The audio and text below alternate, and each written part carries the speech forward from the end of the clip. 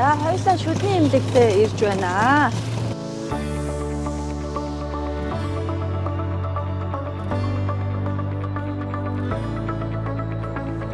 Сайн байцгаана уу? Үзэгч та бүхэндээ өдрийн мэнд хүргэе. Орчин үед шүд сайхан бол зүс сайхан гэсэн үг бий болсон. За учир нь шүд сайхан бол одоо царай төрөх тодроод хүний хамгийн эрүүл байлгадаг эрхтэн бол шүд юм. Ингээд өргөц цэгмээний зүгээс жаргал дэнд шүдний эмнэлэгтэй хамтран дараах контентыг бэлтгэж байна.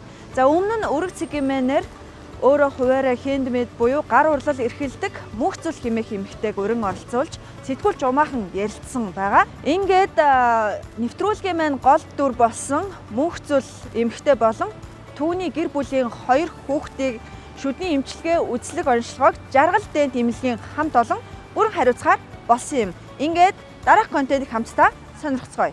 Ингээд хамтдаа орцгоох уу? За тэгээ.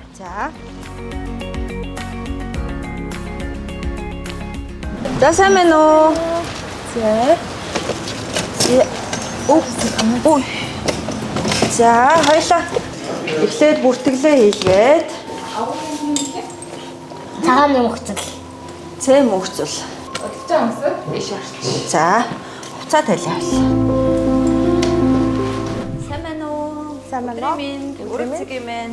Сайн байна уу? Зочноо одоо угтаа тэгээ хамтдаа хүрээд ирлээ. Сайн байна уу? Намайг Хүртлэм гэдэг. Одоо ингээ хоёулын эмчилгээнийхээ эхний эмчилгээ буюу эренблийн зураг аваад тэгэх үү. За, иш орч. За эренблийн зураг эхлээд авах юм байна. Эхнийхээ. Одоо энэ эмчилгээгээ энэ боломжийг ашиглаад шүдний хариул мэдээг нэлээд сайн хэлье гэж боддог. Ахуулах ёстой ахуулаад, дамжуулах ёстой дамжуулаад тэгээд явж бодож байгаа. Сүүлд би төрснөөс хойш ерөөсө шүдний эмчилгээ ерөөсө хийлгээгүй. Бараг 10 жил болж байна. Энэ одоогийн боломжийг ашиглаад шүдний эмчилгээ ямар ах вэ эсвэл яаж анхаарал тавих уу те тэрийг бас үйлчлэгээ сайн сураад авъя гэж бодож байна. Ер нь эмчилгээгээ хийлгээд гайгүй сайн болчих юм бол дахиад 2 хүүхдийн хамшигтыг бас үзүүлэе гэж бодож байна.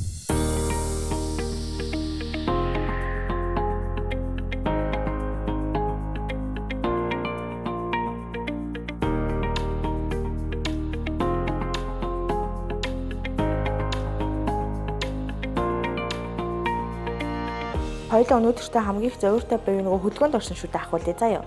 За мэдээж зөв шүдэ авалт хийгдэж байгаа юм чинь ямар ч өвдөх зовир байхгүй, айх айцгүй байж болно шүү заа юу хоёулаа. За ингээ ариу тагсан багчнууд задлаа шүү заа.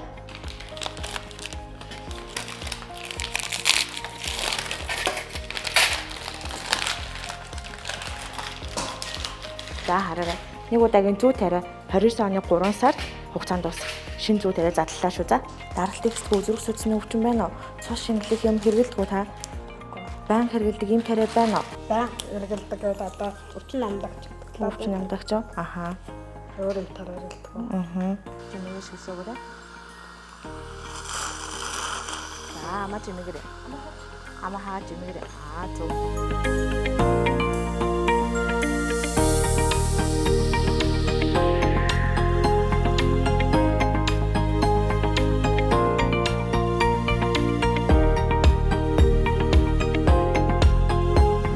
Одоо бас яг яах вэ?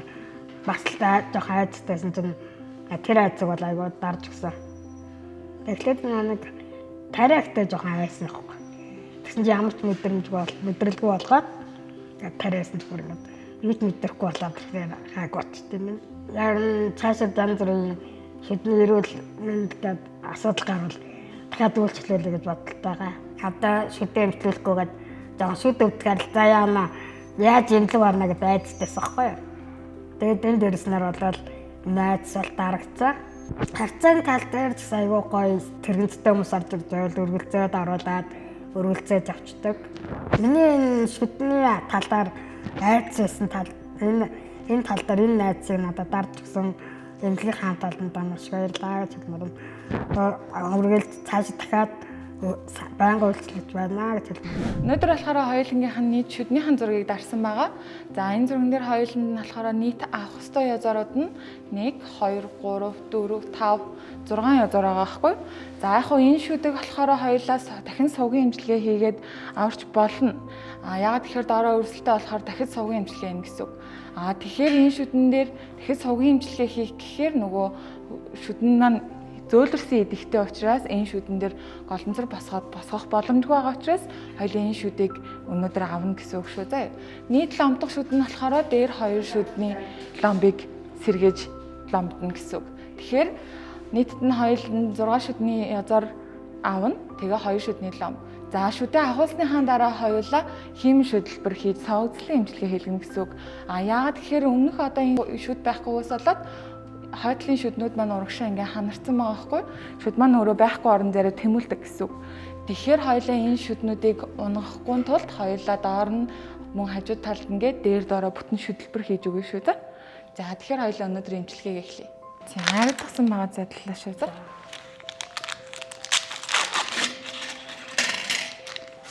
Доор 2 3 шүдийг өнөөдөр авчихна. Тэгэхээр нөгөө амнаас эвгүй өнөр өнөртөх нь ер нь бол багасна гэсэн үг шүү заа юу.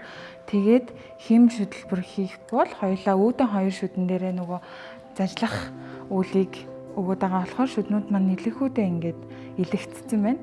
За энээсээ болоод халуун үтэнд мэдрэх ч юм уу, агаар сэлхэнд гарахаар янзгалахаар жоохон янгинах ч юм уу тийм мэдрэмж авдаг. Тийм. Тэгэхээр хоёулаа энэ шүднүүдийг ч гэсэн ер нь бол аврахын тулд хойноо заавал химийн шүдлбэр зөв шүү заа. Химийн шүдлбэр нь болохоор нөгөө авагддаггүй гэж хоёр төрөл байгаа. Хоёулаа нэг талтаа одоо тэр чигээрээ шүдэн байхгүй болохоор авагддаггүйгээр хий гэхээр заавал имплант ч юм уу суулгах шаардлагатай болчиход байгаа байхгүй. Имплант нь гэхээр одоо төлбөр мөнгөний хувьд арай өндөр байдаг. Авагддаг химийн шүдлбэр нь яг аманд тохирохдоо жоохон эвгүй. За залуу хүмүүс ялангуяа зөөх гэхээр нэг шүдэн ингээл байн унаад ахбаас эвгүй, авч тавиад ахс эвгүй. Тэгэхээр хэрвээ имплант зүүн гэх юм бол ясанд нөгөө ингэж шөрөв тогтоогоод имплант хийдэг байхгүй. Тэр мань болохоор насан турших гэсэн үг. Авагддаггүйгээр. Гүрэлсэн шүдлбэр хий гэхээр хоёуланд нь хоёр талынх нь нэвтрхий хол учраас гүрэлсэн шүдлбэр тохиромжгүй. Тэгэхээр хоёуланд нь ерөөсөө нэг бол имплант, нэг бол авагддаг шүдлбэрээр л энэ шүдийг сэргээж болно шүднүүдээ. 3-аас 5 жилдээ бол солихгүйгээр яваад байж болдог. Яагаад тэгэхээр унахгүй. За тэгээ шүдний нөгөө хатуу үедийг нөхөн сэргээж байгаа гэсэн үг байхгүй юу? Цоорлыг дахиж цааш нь явуулахгүй гэсэн үг. За хоёулынгийнхэн цоорл болохоор хит гүн биш. Мэдрэлтэйгээ нэг ойрхон биш учраас хоёулынгийнхэн ломд дахиж цаашаа өвдөхгүй гэсэн үг шүү заа. Хоёулаа болохоор нэгт одоо шүдний угаалтыг сайжруулах хэрэгтэй. Араа шүд байхгүйгээс болоод шүд маань хэтэрхий зайтай болсон. Энийг сэргээхийн тулд хоёулаа бүрээс сэлгэж болно. Эсвэл палангаар сэргэж болно. Тэгвэл шүд маань зайг болно гэсэн үг. Хоёр төрсөн хүүхэдтэй шүү дээ. Тэгээ нөгөө жирэмсэн байхдаа эсвэл төрсний дараа нөгөө шүдээ үзүүлээгүйс болоод шүдний маань яс эмтрээд тэгээ тэрнээс болоод бүх шүднүүд маань 6 шүд маань язаар болоод үлдсэн байгаа байхгүй. Тэгэхээр хоёулаа одоо бусад шүднүүдээ язаар болохгүй тул шүдний эмнэлэгт ер нь бол байнга хандаж нэг 2 сардаа нэг удаа ч юм уу урьдчилан сэргийлэх үзлэг хийж явах хэрэгтэй шүү дээ. За хоёулынгийнх нь эмчилгээ одоо ингээд дууссан байгаа. Энэ болохоор шүд авсны дараах зөвлөгөө шүү дээ. Хоёулаа одоо өнөөдөр шүд авсан болохоор 2 цагийн дараа юм мэднэ. 20 минутын дараа зуусан марлаа авна шүү дээ. Ямар нэг ам зайлах болсон талаар амаа зайлахгүй маргаашнаас зайлж болно. За тэгээ шүд авахсаа ормоо болохоор ямар нэгэн байдлаар ч юм уу ухаж оролдож болохгүй шүү дээ. За тэгээд манай өршлөлөгч болохоор одоо ингээд эмчилгээний хувьд бол дууссан байгаа.